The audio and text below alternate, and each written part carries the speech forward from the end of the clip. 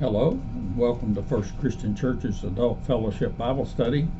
We continue in our study of the book of Revelations, and today we are at a major turning point with chapter 18. Chapter 18 is normally referred to by, well, I'll put it this way, many scholars and Bible editors subtitle it The Fall of Babylon, or The Fall of Babylon/Rome. As one will see in a study of chapter 18, it is a mixture of lamentations and celebrations with the fall that develops here of Babylon. It is some of the most poignant writing in the book of Revelation. As we study it, Dr. David Brackey at Ohio State University teaches we must continue to appreciate that John sees only two kinds of people, or systems, if you will: those on the side of God and the church versus all others. Babylon, in John's view, is clearly not on God's side, he says, and Babylon was clearly identified in the previous chapter as Rome,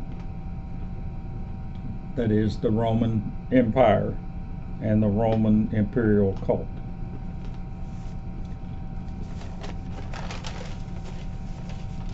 Chapter 18's storyline is that John reports he saw or envisioned a great angel with authority coming down from heaven.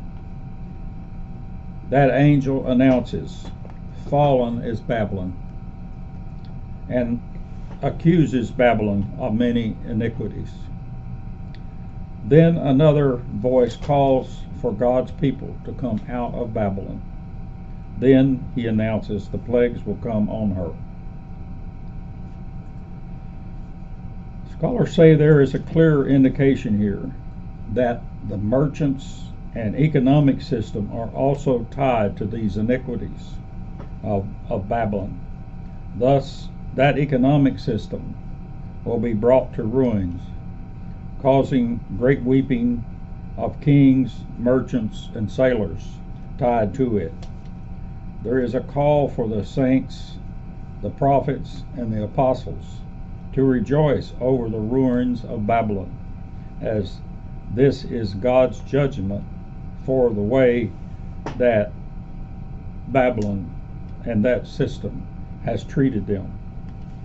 He oscillates between rejoicing and lamentation in his book, in this chapter of Revelation.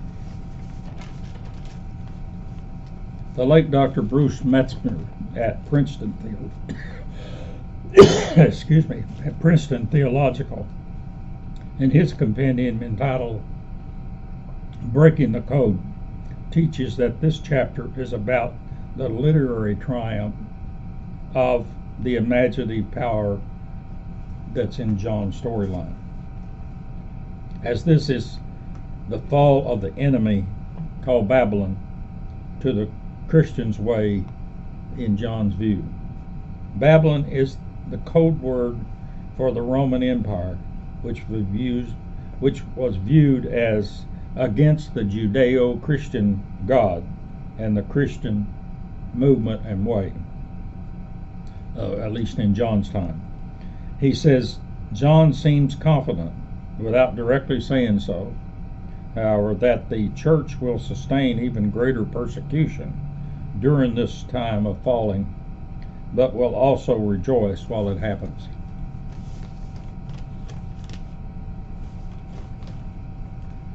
In this compendium, or in his compendium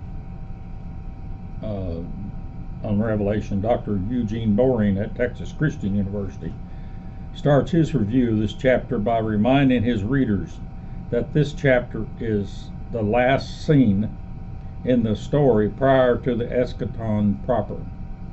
Eschaton, by the way, is a Greek word that means final event in the divine plan. That is, the end of the world. He says this is the climactic scene of the final woe, which precedes the coming of God's kingdom and has been delayed in the first series of plagues, the second series of plagues, but is now falling in place in the third set of plagues. John has been building his literary storyline to this very point for many chapters. That end happens with the destruction of Babylon or Rome. He adds, we must realize historically that Rome was at its height of power on the world stage in the late 1st century AD. So this is not historical hindsight or even historically accurate, but a prophetic insight, a prophet's insight, if you will, as to how he sees things from his view in the 90s AD. As Rome does not fall, recall, till almost 400 years later on September 4th, 476 AD. So John is not predicting history here, but making an ethical prophetic statement based on his theology to address and to help his people cope with the evil world they encounter. Such is typical apocalyptic thinking, teaches Dr. Jerry Sumney at Lexington Theological Seminary. Several scholars suggest there is in this chapter a strong judgment message concerning the institutions of commerce by those involved when the Romans fall and in this Roman system. There will be weeping of those that were involved in that system when it does fall, but rejoicing in heaven. Consequently, society has not taken well to this chapter and mainly avoids it, but there is much ethical information inside here for us to ponder concerning it. In the New Testament commentary by Dr. Boring and Fred Craddock, they remind us that this writing is a double-pronged lamentation. On one side, they say John celebrates the final demise of the oppressive power of Babylon, that is, living in luxury at the expense of the suffering of others, while at the same time he seems to relate to the mourning of those who are losing in the fall, the passing away of the great city and of the empire. John borrows heavily, they say, from the Old Testament laments found in Psalms, Isaiah, Jeremiah, Ezekiel, and the minor prophets. Why gets asked by several scholars, and the general feeling is this: they suggest he may have elected to use such sources, not only for theological footing, but possibly to disperse and mitigate the malicious vengeance that's going to be leveled towards him and his people. So that the idea being that he can just say, well, we were just following the prophet's message from the old. Those two disciple scholars add that this should not mitigate Christians hearing and seriously pondering John's condemnation of this oppressive and luxurious city that we see here in chapter 18.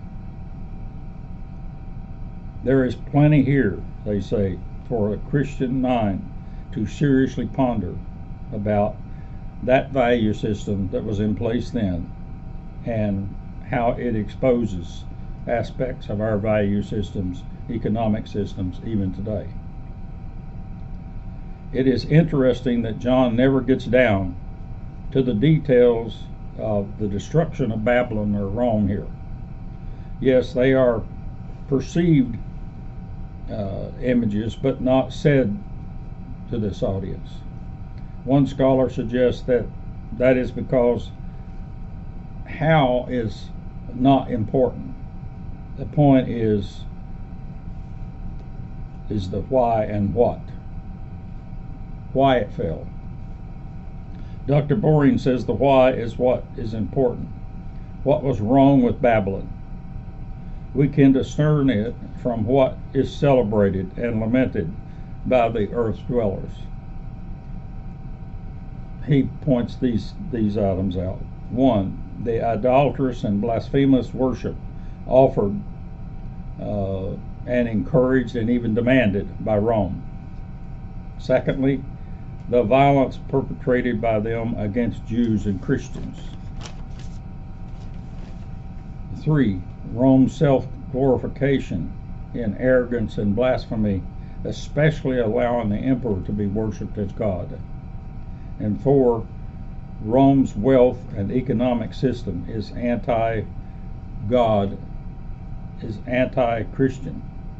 For Christians to participate in that system would have violated God's will, and the Christians then are persecuted by the actual system for not participating in the economic system, not being allowed to participate in it for ethical reasons.